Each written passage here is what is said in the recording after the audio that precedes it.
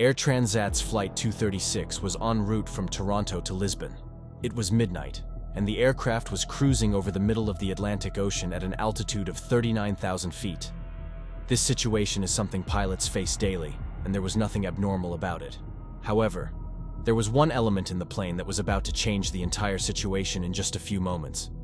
It's important to mention here that even from an altitude of 39,000 feet above the Atlantic Ocean, one cannot see land far and wide. Suddenly, the captain realizes that the plane's fuel is about to run out. This was a very terrifying situation for both pilots, because running out of fuel over the Atlantic Ocean means only one thing, and that is death. Dear viewers, this incident took place on August 23, 2001, at Toronto Pearson Airport. An Airbus A330 of Air Transat Airlines was being prepared for its flight from Toronto to Lisbon. This was going to be a 7-hour non-stop flight, and therefore 48 metric tons of fuel were loaded into the plane. After the preparations, boarding commenced. At that time, it was 9 p.m. local time. Flight 236 had 293 passengers, along with 2 pilots and 13 crew members on board. The flight captain was 48-year-old Robert P. Shea, who had 16,000 hours of flight experience. The first officer was 28-year-old Dirk de Jager, who also had 5,000 hours of experience, of which 400 hours were spent flying this very Airbus A330. Speaking of the aircraft, it was the state-of-the-art Airbus A330 model at that time, only 2 years old. In short, there was no lack of experience among the pilots, nor was there any fault with the aircraft. After completing all flight checks, the pilots took Flight 236 to the runway, and, with permission from ATC, they took off. After takeoff, the pilots steered the aircraft towards Lisbon, across the Atlantic Ocean. Within a few minutes, the aircraft reached its cruising altitude of 39,000 feet. Usually on such long flights, pilots don't have much to do, as most of the work is handled by the autopilot system. The pilots were just monitoring the situation and keeping the control tower updated about their location and any developments. 4 hours had passed since Flight 236 took off. Everything was normal up to that point, and most passengers in the cabin were asleep due to it being night. The plane had reached the exact center of the Atlantic Ocean when an issue occurred. At 1 a.m. Canadian time, the pilot noticed an abnormal reading in the aircraft's engine number 2, which is the right engine of the plane. The engine was showing high oil pressure, low oil quantity, and low oil temperature. This type of error was something the pilots had never seen before in their careers. They immediately opened the flight manual to try and understand this peculiar error. Normally, when the aircraft is operational, the oil temperature increases over time. However, here it was indicating a low temperature, which was not normal at all. They could not find any information about this error in the flight manual. The pilots contacted the Air Transat maintenance unit in Canada and informed them about the error. Unfortunately, the maintenance unit also had no knowledge about this error. They advised the pilots to keep monitoring the error and said they would contact them again shortly. Even though the right engine was showing faulty oil readings, there was no issue with the flight itself. The pilots thought perhaps a faulty sensor was giving incorrect oil readings. However, half an hour later, Captain received another advisory message, not related to oil, but to fuel. Commercial airlines' fuel is equally distributed in their wings. It was noticed that Flight 236's wings did not have equal amounts of fuel. The right wing had less fuel compared to the left. Normally, this issue is not very serious as it can be fixed during the flight.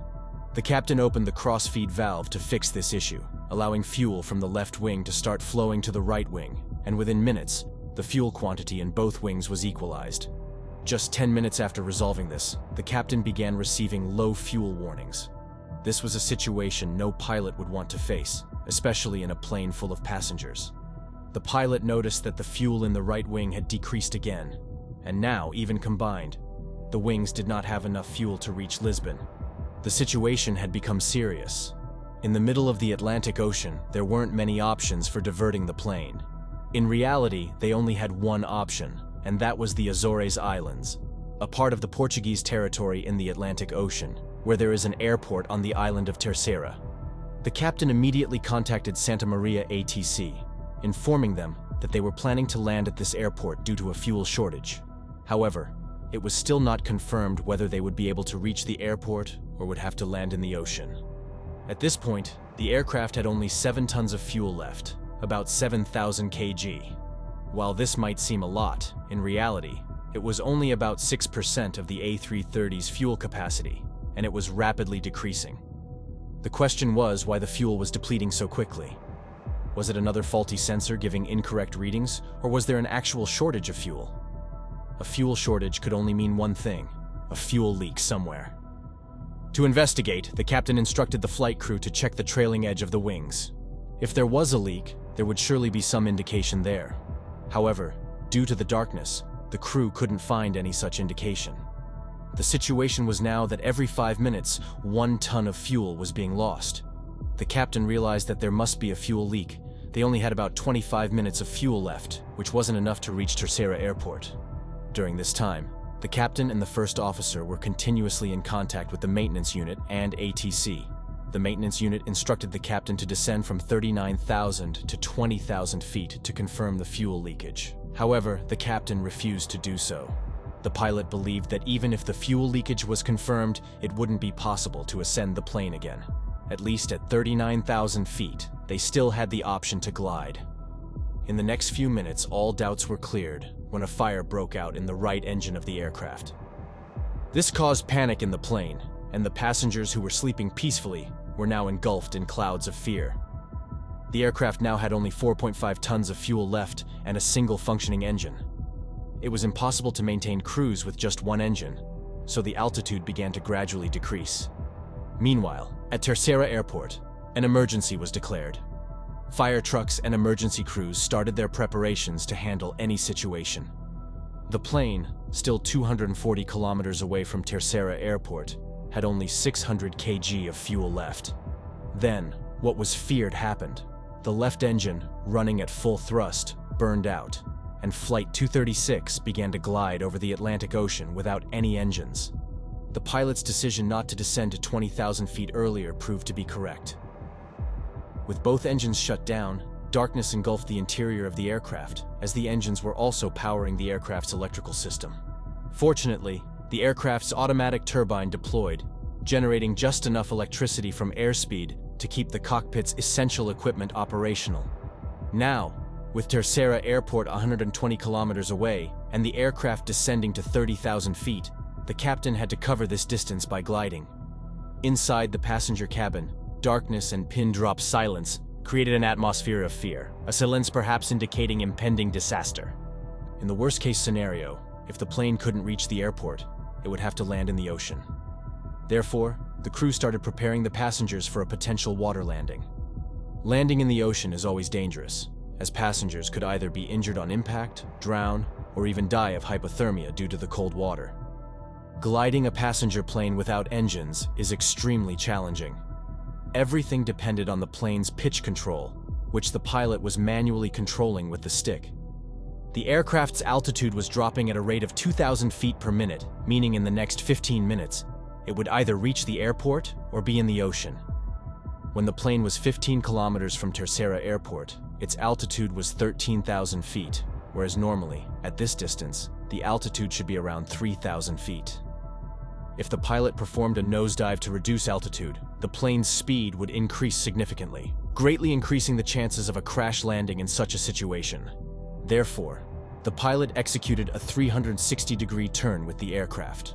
When the turn was completed, the distance to the airport remained the same, but the altitude had dropped to 5,000 feet. This altitude was still high, but not enough to allow for another 360-degree turn. Thus, the pilot aligned the aircraft with the runway and performed several S-turns. These S-turns increased the distance from the runway, giving more time to reduce altitude.